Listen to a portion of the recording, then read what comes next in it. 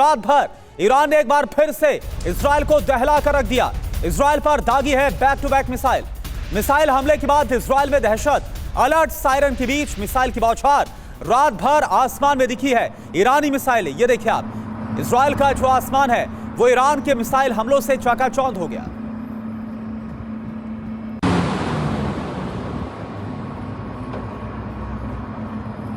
और ईरान ने तेल अवीव पर हमला किया। ईरान ने दागी क्लस्टर मिसाइल और इजराइल के तेल अवीव पर भारी तबाही हुई है।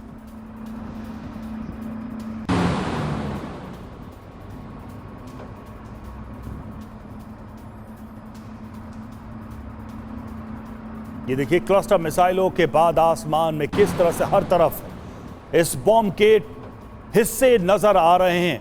ऐसा लग रहा है एक साथ कितनी मिसाइलें आसमान में उड़ती नजर आ रही हैं। ईरान की तरफ से ये हमले लगातार तेल अवीव और इजराइल के दूसरे शहरों पर जारी है।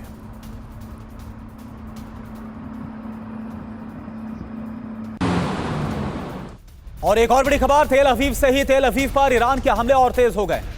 देर रात ईरान ने एक बार फिर से मिसाइलें दागी और मिसाइल हमले के बाद तेल अवीव में भारी तबाही। ये देखिए आप, तस्वीरें इस वक्त आपको हम दिखा रहे हैं।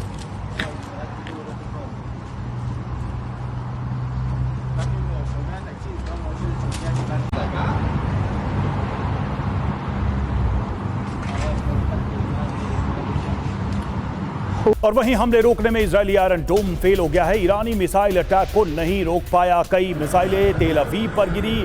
मिसाइल गिरने के बाद भयंकर आग लग गई।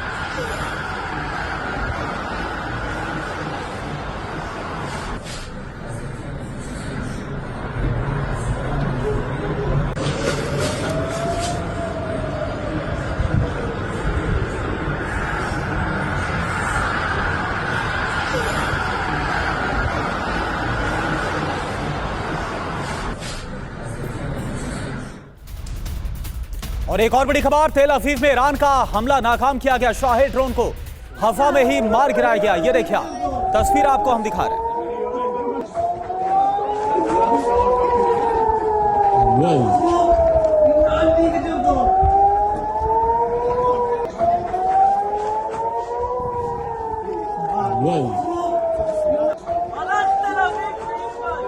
और ये तीन तस्वीरें आपके सामने। तेल अवीव पर एक बार फिर से ईरान ने हमला किया। ईरानी मिसाइल हमले के बाद कैसे तबाही मची है। हालांकि ज्यादातर इस बार जो हमले हैं उनको नाकाम करने का इजराइल का दावा इंटरसेप्ट कर लिया गया, लेकिन जहां पर मिसाइल गिरी है वहां पर भयंकर आग भी आप देख पा रहे। शाहिद ड्रोन को भी हवा में मार गिराने का दावा किया गया है और यह तस्वीर भी जारी की गई।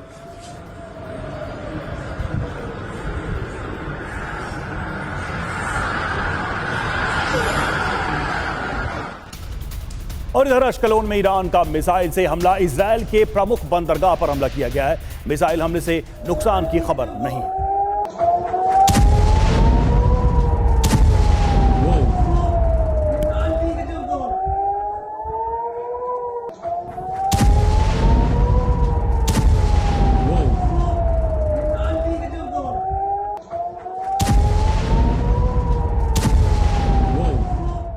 और एक और बड़ी खबर, इजराइल के किरियात में मिसाइल से हमला हुआ। ईरान का दक्षिणी इजराइल पर हमला खुले मैदान में नजर आई है मिसाइल। ये देखिए आप, खुले मैदान में जाकर गिरी है और तभी देखिए हाईवे से एक ट्रक गुजरता हुआ नजर आता है।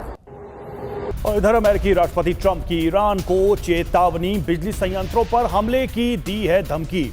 ईरान का पूर्ण विनाश होगा, ये ट्रंप ने कहा है। ट्रंप ने नाटो के सहयोगियों को फटकार लगाई है। इजरायली मीडिया से ट्रंप ने बातचीत की। और एक और बड़ी खबर, ईरान के राष्ट्रपति मसूद पेजेश्कियान ने अमेरिका पर हमला बोला। धमकियां और आतंक हमारी एकता को और ज्यादा मजबूत करते हैं। ये देखिए आप, ये सोशल मीडिया प्लेटफॉर्म पर पोस्ट किया मसूद पेजेश्कियान ने। यूएस ने ईरान को मैप से मिटाने का भ्रम पाल लिया। होर्मुज सिर्फ ईरान पर हमले करने वालों के लिए बंद है, यह भी क्लियर किया गया।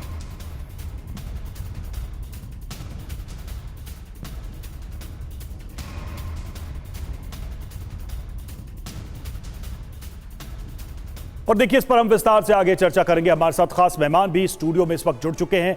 मेजर जनरल जेके बंसल हमारे साथ रक्षा विश्लेषक जुड़ चुके हैं। कर्नल अनुराग शुक्ला हमारे साथ रक्षा विशेषज्ञ जुड़े हैं। Professor Satish Kumar foreign expert हमारे साथ जुड़े हैं। इनसे समझने की कोशिश करेंगे कि अब ये पूरा का पूरा वॉर कैसे अनफोल्ड हो रहा है, तब जबकि 24 घंटे का अल्टीमेटम ट्रंप ने दे रखा है। और देखिए, हॉर्मुज पर आर पार की जंग की बात कही जा रही है। 24 घंटे के बाद क्या महाविध्वंस होगा, सबसे बड़ा प्रश्न यही है। तो देखिए, ईरान को ट्रंप की बहुत बड़ी धमकी और ट्रंप को ईरान का जवाब भी सामने आया है। क्या धमकी है, क्या जवाब है, ये देखिए। बिना किसी धमकी के खोले हॉर्मुज स्ट्रेट, ये कह रहे हैं ट्रंप। हॉर्मुज स्ट्रेट को पूरी तरह से बंद करेंगे, ये कहना है ईरान का। नहीं खोलने पर भयानक परिणाम होगा। मिडिल ईस्ट में भीषण हमले किए जाएंगे। ईरान के पावर प्लांट्स पर भी बड़े हमले होंगे। आईटी ठिकाने, वाटर प्लांट्स पर अटैक किया जाएगा। बिल्कुल। और देखिए, चेतावनी यही नहीं रुक रही। शुरुआत बड़े प्लांट पर बड़े अटैक से होगी, ये ट्रंप कह रहे हैं। ईरान क्या जवाब दे रहा है कि ईरान की अब रक्षात्मक नहीं आक्रामक नीति है, यानी कि जितना हमला उससे बड़ा जवाब। क्या मायने हैं इसके, क्या अर्थ है, ये भी समझिए। हॉर्मुज पर ट्रंप इंतजार के मूड में अब नहीं है और ईरान भी हॉर्मुज पर अड़ा हुआ है, आर पार की लड़ाई के मूड में दिखाई दे रहा है। अगर हॉर्मुज नहीं खुला तो ईरान में बड़ी तबाही हो सकती है, अगर ट्रंप की बातों का विश्वास करे तो। और किसी भी हमले से निपटने के लिए ईरान तैयार है, ये ईरान की तरफ से स्टैंड रखा गया है। तो बिल्कुल आपको बता रहे हैं मायने क्या है। पावर प्लांट्स पर बड़े हमले मुमकिन हैं। मिडिल ईस्ट में अमेरिकी ठिकानों पर जो हमला है वो तय है ईरान की तरफ से, अगर जो संघर्ष है वो और ज्यादा आगे बढ़ता है। बिल्कुल। और अपने मेहमानों से ही समझते हैं कि इस चेतावनी को कैसे देखा जाए। बंसल सर, पहला सवाल तो यही है कि क्या ये 24 घंटे का अल्टीमेटम रियल लगता है? ट्रंप जो कह रहे हैं, क्या आगे उस पर काम करेंगे? और वाकई में पहले जो स्टैंड था अमेरिका का कि जो एनर्जी ठिकाने हैं उन पर हम कोई हमला ना करेंगे, ना ही करने देंगे, क्या वो सब बदलने वाला है? क्योंकि ईरान को सबसे बड़ा डर तो यही है। बहुत अच्छा प्रश्न आपने किया है। ये ईरान के ऊपर में जो एनर्जी पे अटैक हो रहे हैं वो डबल धमकी होती है। जैसे कि जब नॉर्थ पार्स में ईरान के ऊपर अटैक हुआ था और जो लास्ट रफान में उन्होंने दोबारा अटैक किया कतर के अंदर में, तो कहा गया था कि या तो बंद करें और नहीं तो हम इसको बिल्कुल बर्बाद कर देंगे आपके नॉर्थ पार्स को। तो इसी प्रकार से ये धमकियां जो हैं वो जो रियल भी हो सकती हैं। और अभी जो देखिए, दोनों तरफ से अपनी पूरी कोशिश हो रही है कि एक दूसरे को कैसे डैमेज किया जाए। हालांकि अमेरिका और इजराइल के पास में कुछ एयर डिफेंस है और वो नाकाम भी हो रही है। जहां तक ईरान का सवाल है, ईरान के पास तो एयर डिफेंस है ही नहीं। तो ऐसा हो सकता है कि ईरान के ऊपर उनकी जो ग्रिड है उस पर हमला किया जाए, क्योंकि ईरान तो ऐसे भी रुक नहीं रहा है, अपने पूरे फॉर्म में है और वो अभी भी अटैक तो कर रहा है मिडिल ईस्ट के ऊपर में भी। हालांकि उसकी ज़्यादातर मिसाइल जो है अभी इंटरसेप्ट करी जा रही हैं, बीच में नहीं हो पा रही थी, लेकिन अब जो है मिडिल ईस्ट के अंदर मोस्टली इंटरसेप्ट हो रही हैं। हालांकि इजराइल के अंदर में कुछ फेलियर हुआ है। तो इस प्रकार से जो ये एक धमकी दी गई है, इसका हो सकता है कि इफ़ेक्ट हो। और अभी तो जो है साथ में नेटो भी आ गया है। मार्क रूटे ने भी कहा है कि हाँ, ये जो है ईरान पूरे जो यूरोप को भी खतरा है, और फ्रांस के प्रेसिडेंट ने भी कहा। तो इस प्रकार सब कुछ देखते हुए भी जो साथ जो है डिप्लोमेटिकली एटलीस्ट जो है अमेरिका को मिल गया है। और यूके ने भी अपनी जो न्यूक्लियर पनडुब्बी भेज दी है जो अरब सागर में। तो इस तरह से देखते हुए अभी जो पूरे विध्वंस के साथ में लड़ाई चलेगी, क्योंकि कोई भी अपने आप को बैक फुट पे लाना नहीं चाहता और कोई एक दूसरे के ऊपर विश्वास नहीं है और सबके अपने अपने एम्स हैं। क्योंकि ईरान झुकने को तैयार नहीं है, जबकि अमेरिका चाहता है कि वो अनकंडीशनल सरेंडर करे, जो कि अमेरिका के सामने ईरान नहीं करेगा। इसी प्रकार से ईरान भी लगा हुआ है जब तक उनकी मिसाइल खत्म नहीं हो जाती। और अभी लीडरशिप की कमी की वजह से सब कुछ बिल्कुल बंसल सर। और जो ईरान की तरफ से शर्त रखी भी गई है हमला रोकने को लेकर, बातचीत को लेकर, वो ये कि मुआवजा दिया जाए और आगे कभी हमला नहीं होगा, इसकी गारंटी, जो कि पूरी तरह से नामुमकिन नजर आ रहा है। एक और बड़ी खबर, तेहरान पर अमेरिका और इजराइल के हमले तेज हो गए। हमले की नई लहर में भारी तबाही मची है। देर रात तेहरान में जोरदार बमबारी, धमाके और धुएं की चपेट में तेहरान, कई इमारतों को भारी नुकसान की खबर, ये देखिए। और इधर तेहरान में मिसाइलों की जोरदार भिड़ंत हुई है। जी, ईरानी एयर डिफेंस ने इजरायली हमलों को रोका है और तस्वीरें भी उसके सामने आई हैं ईरान के आसमान से। मिसाइलों में विस्फोट से रोशन हुआ पूरा आसमान, ये देखिए तस्वीरें।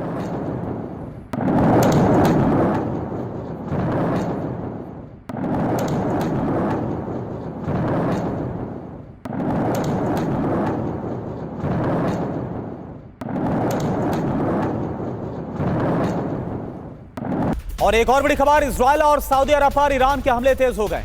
इजराइल एरोस्पेस इंडस्ट्रीज की बिल्डिंग पर ड्रोन से अटैक किया गया। सऊदी अरब के प्रिंस सुल्तान एयरबेस पर भी हमला किया गया। IRGC ने हमले का दावा किया। ये देखिए,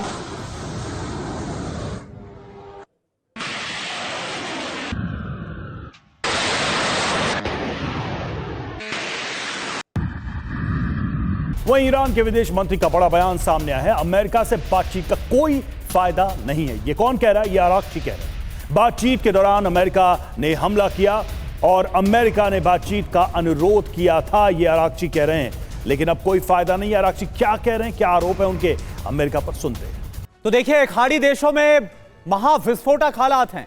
पीने के पानी पर भी अब चोट पहुंचेगी। अगर हम बात करें तो देखिए, कुल मिलाकर अगर अलग अलग देशों की बात करें तो कैसे यहां पर जो पानी है उसको लेकर जो एक बड़ा संकट है वो सामने आ रहा है।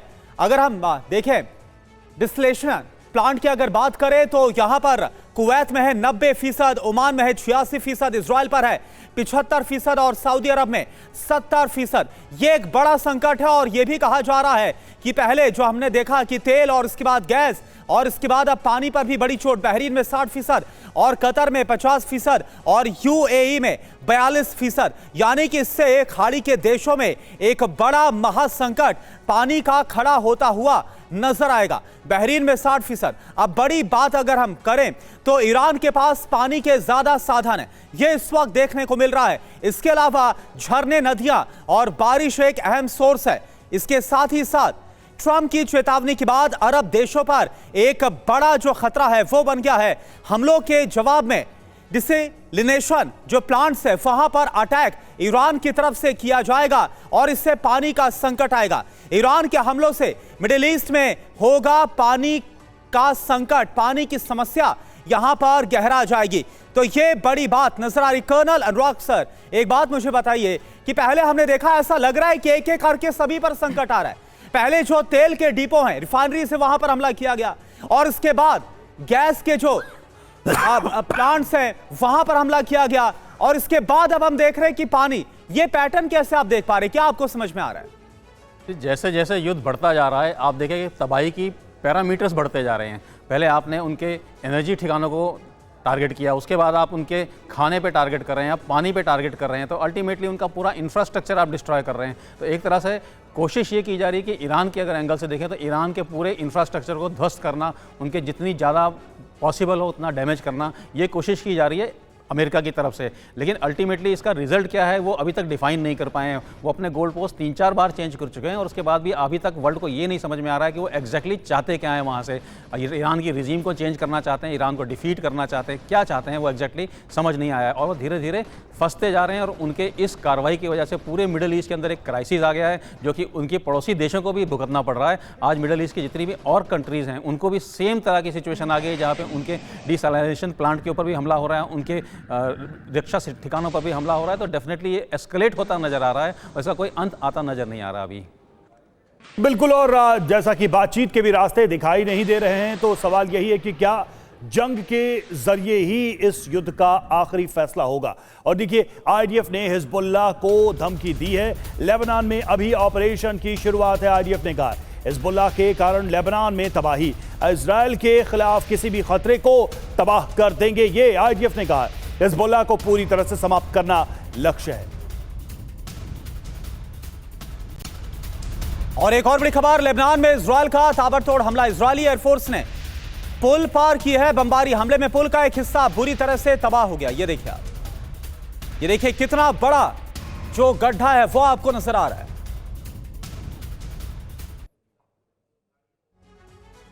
तो ईरान की तरफ से यह हमला किया गया और पुल पार यह हमला किया गया है। और इन सब के बीच ये जो तस्वीर आप देख पा रहे हैं ये लेबनान की है, जहां पर इजराइल की तरफ से हमला किया गया और इजरायली एयरफोर्स ने एक पुल पर बमबारी की है। हमले में पुल का जो हिस्सा है वो क्षतिग्रस्त हो गया और एक बड़ा सा गड्ढा आप देख पा रहे हैं जहां पर यह हमला हुआ।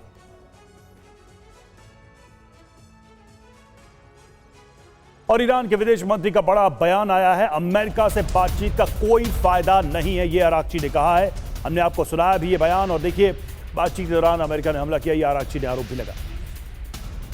और देखिए सबसे बड़ी बात यह है कि ईरान की जो मिसाइलें हैं उसके दायरे में यूरोपीय देश भी हैं।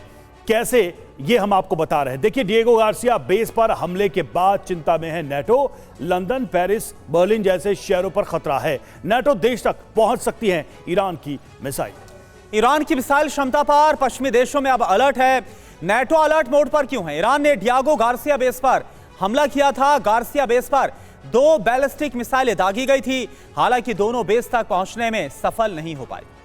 हमले के दौरान एक मिसाइल हवा में ध्वस्त हुई, जबकि दूसरी मिसाइल को यूएस ने तबाह किया था। बड़ी बात यह है कि ईरानी मिसाइलों की रेंज सिर्फ 2000 किलोमीटर नहीं है, 2000 किलोमीटर ज्यादा दूर तक हमला करने में सक्षम है ईरान। तो ये ताकत भी ईरान ने दिखाई है। सतीश जी, जो थोड़ी देर पहले हम अरागची की बात कर रहे थे, उन्होंने कहा कि कोई बातचीत हम नहीं कर सकते, हमें भरोसा नहीं है। पहले भी हम बातचीत कर रहे थे, हमला किया गया।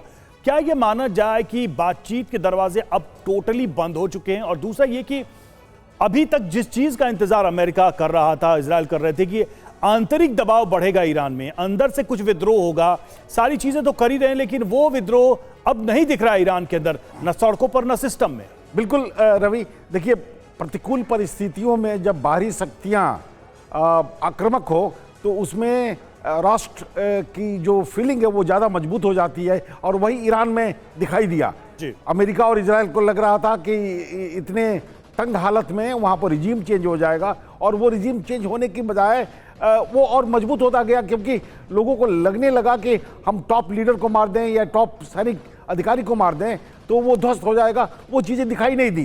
तो कहने का अर्थ कि अब अमेरिका के द्वारा जो एग्रेसिव क्वेश्चनिंग किया जा रहा है वो पहले से ही है, पहले दिन से ही अमेरिका और इजराइल उतना ही तीखा प्रहार ईरान पर कर रहे थे जो आज या भविष्य में करने की सोच रहे हैं। तो हमें नहीं लगता है कि अब बात पलटती हुई दिखाई दे रही है। जब 1 महीने तक ये युद्ध खींच चुका है और अमेरिका पूरी तरह से इसमें फंस चुका है, और नाटो के देश शुरू में अमेरिका के विरोध में थे, आज भी विरोध में हैं, लेकिन उनकी परिस्थितियां एक समानांतर रेखा पर भी चलती हैं, जिसके कारण से उनको व्यवस्था में ही अमेरिका का साथ देना होगा, चाहे वो डिएगो गार्सिया पर अटैक के कारण से हो। लेकिन ये युद्ध निश्चित रूप से ईरान के पक्ष में होता हुआ दिखाई दे रहा है। और दूसरा सबसे अहम प्रश्न है कि ये अमानवीय होता जा रहा है। हम सभी जानते हैं कि गल्फ में तेल से ज़्यादा कीमती पानी है, और पानी यानी पेयजल पर जब आक्रमण की शुरुआत हो गई है तो इससे विभीषिका पूरे वेस्ट एशिया में नजर आएगी। बिल्कुल, और वो हमने जानकारी भी दी आज सतीश सर की कैसे जो डिसल्टेशन प्लांट्स हैं वहां पर अटैक करने को लेकर अब जो योजना है वो तैयार हो रही है, हमले हो रहे हैं। एक और बड़ी खबर सेंटकॉम ने दी है ईरान को बड़ी चेतावनी। ईरान पड़ोसी देशों के खिलाफ हमले रोके, सैन्य कार्रवाई की चेतावनी दी है। ईरान के सैन्य ठिकानों पर हमले जारी हैं। सेंटकॉम ने जारी की सैटेलाइट तस्वीरें, ये देखिए आप। और देखिए इजराइल के नेगेव में ईरान की मिसाइलों से तबाही। नेगेव परमाणु संयंत्र पर भी हमले हुए, 5 बार इजराइल पर अटैक।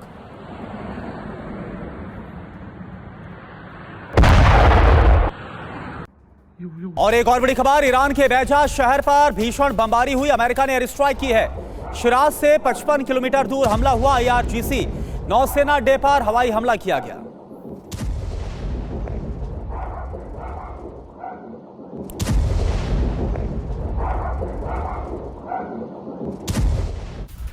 और देखिए इजरायली हमले से मारा गया अब्दुल्ला हजिया। फिलिस्तीन ने की अब्दुल्ला महमूद अबू अल अता की मौत की पुष्टि। फिलिस्तीनी इस्लामिक जिहाद नेटवर्क का लीडर था अब्दुल्ला मोहम्मद।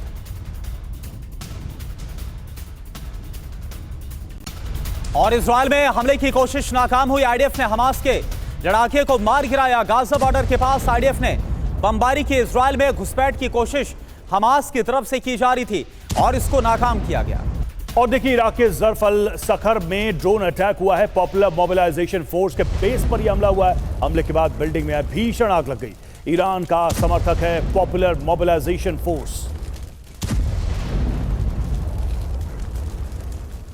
तो गाजा बॉर्डर के पास IDF ने बमबारी की है, भयानक बमबारी, घुसपैठ की कोशिश नाकाम। वहीं दूसरी तरफ आप देखिए लगातार जो ईरान समर्थित गुट हैं या प्रॉक्सीज हैं उनके ऊपर भी हमला किया जा रहा है।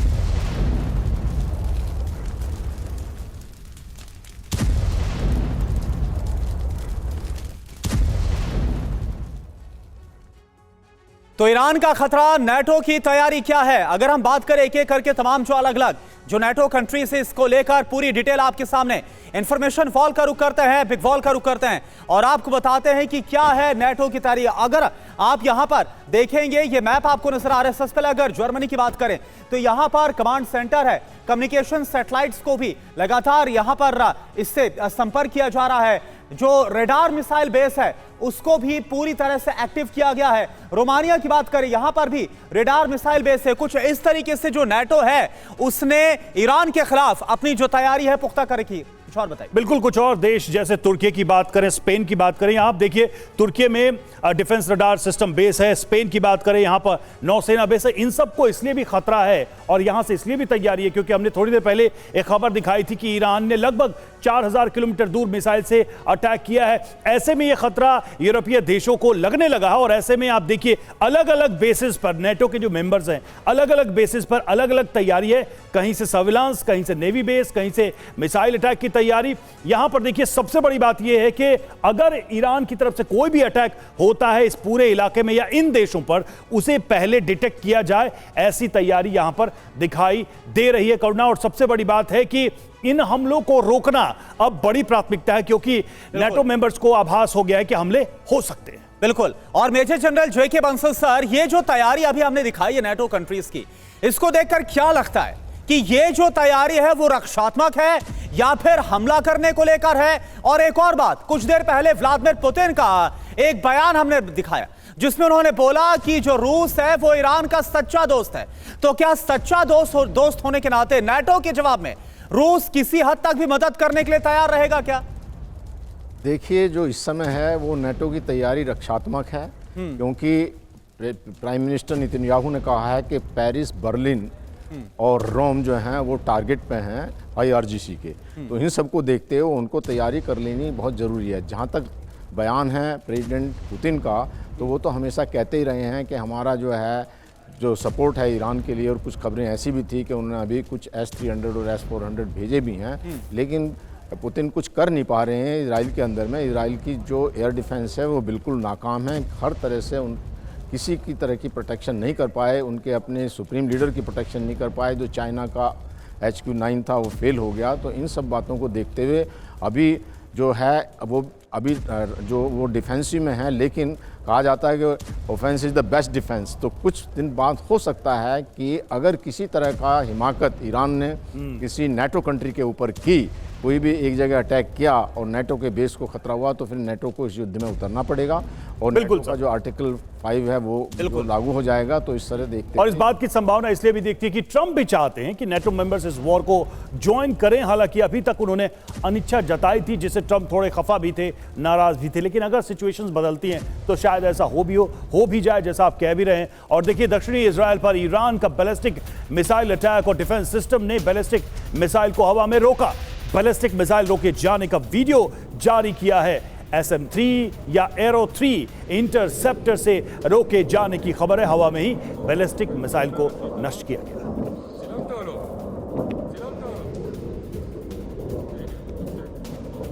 और एक और बड़ी खबर, ईरान पर न्यूक्लियर अटैक का खतरा बढ़ गया है। अरब सागर में ब्रिटेन ने भेजी है न्यूक्लियर सबमरीन। होर्मुज स्ट्रेट में जहाजों की सुरक्षा के लिए तैनाती की गई। तो एक बार फिर से ब्रिटेन की तरफ से, हालांकि जो सबमरीन है न्यूक्लियर पावर से लैस ये सबमरीन जरूर है, लेकिन कहा जा रहा है कि ये जो सबमरीन भेजी गई है वो होर्मुज स्ट्रेट में जहाजों की रक्षा के लिए इसे तैनात किया गया। और वहीं ईरान के दज़फुल एयर बेस पर भी हमला हुआ है। बड़ी जानकारी सामने आ रही है। ईरान के दज़फुल एयर बेस पर अटैक। दज़फुल एयर बेस पर US इजराइल ने ताजा हमले किए। एक के बाद एक कई धमाके सुने गए, धुआं और हमले से दहल उठा दज़फुल। ये देखिए तस्वीर। और एक और बड़ी खबर वेस्ट बैंक के नाबुल से है, जहां पर झड़प हुई। इजरायली सेटलर्स ने फिलिस्तीनी गांव पर हमला किया है। कई फिलिस्तीनी घरों में आग लगा दी। हमले में 9 फिलिस्तीनी नागरिक घायल हुए। ये देखिए आप तस्वीरें। और अमेरिकी सेना का ईरान पर ड्रोन अटैक जारी है। ईरान की एयर स्ट्राइक क्षमता पर हमला। ईरान के हवाई हमले रोकने में जुटा है अमेरिका।